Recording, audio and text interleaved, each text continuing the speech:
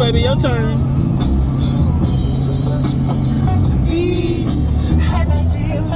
What? I spent them all in the world, so deep in my soul, yeah, feeling, ooh, yeah, I've been feeling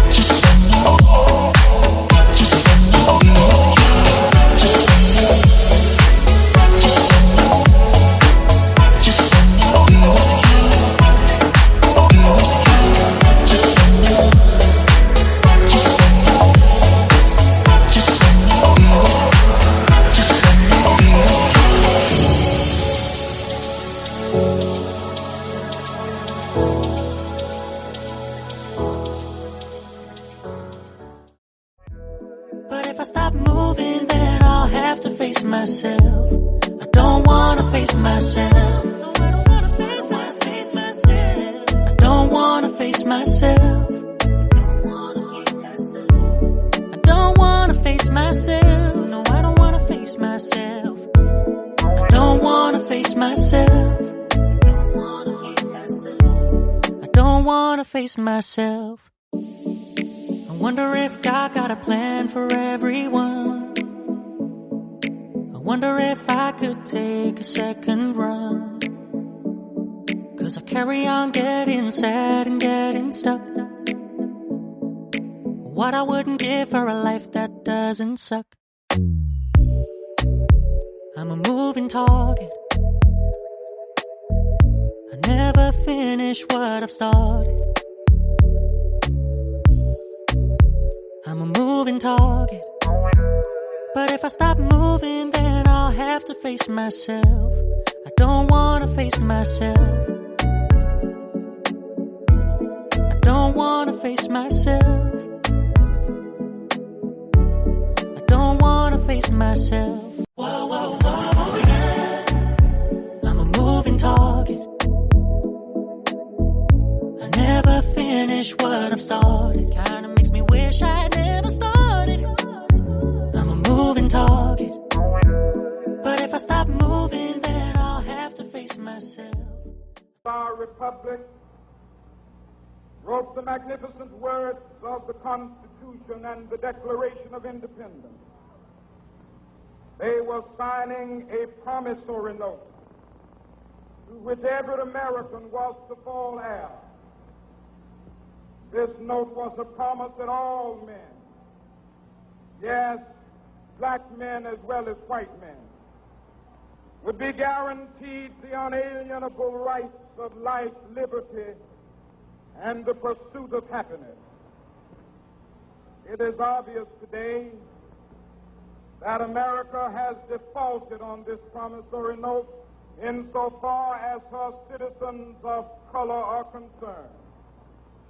Instead of honoring this sacred obligation, America has given the Negro people a bad check, a check which has come back marked insufficient funds.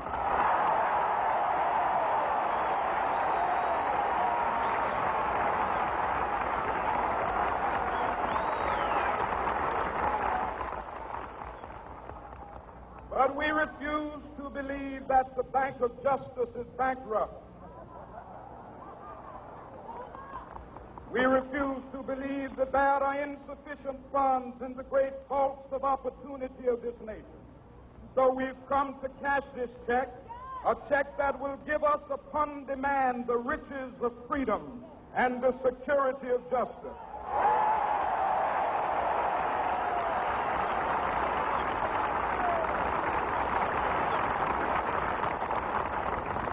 We have also come to this hallowed spot to remind America of the fierce urgency of now. This is no time to engage in the luxury of cooling off or to take the tranquilizing drug of gradualism.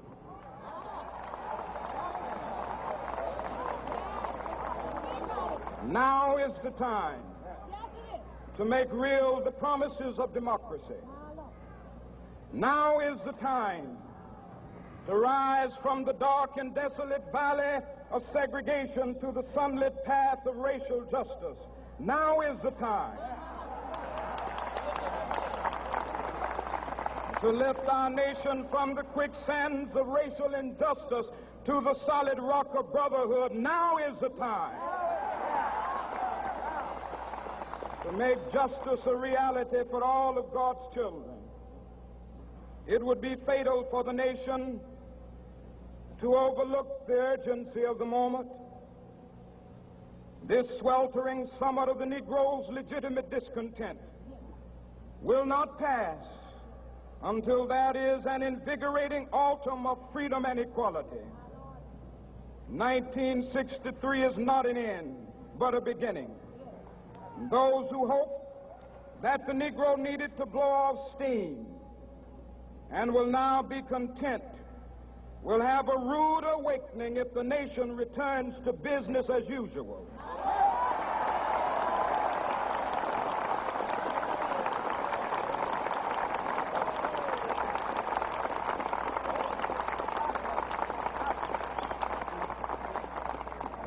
There will be neither rest nor tranquility in America until the Negro is granted his citizenship rights.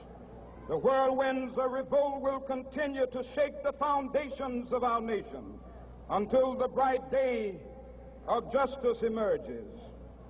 But that is something that I must say to my people who stand on the warm threshold which leads into the palace of justice.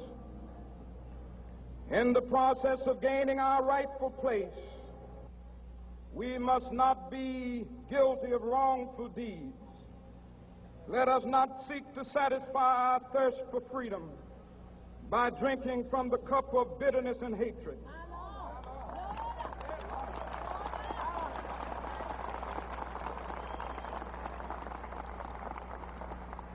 We must forever conduct our struggle on the high plane of dignity and discipline. We must not allow our creative protests to degenerate into physical violence. Again and again, we must rise to the majestic heights of meeting physical force with soul force. The marvelous new militancy which has engulfed the Negro community must not lead us to a distrust of all white people. For many of our white brothers, as evidenced by their presence here today, have come to realize that their destiny is tied up with our destiny.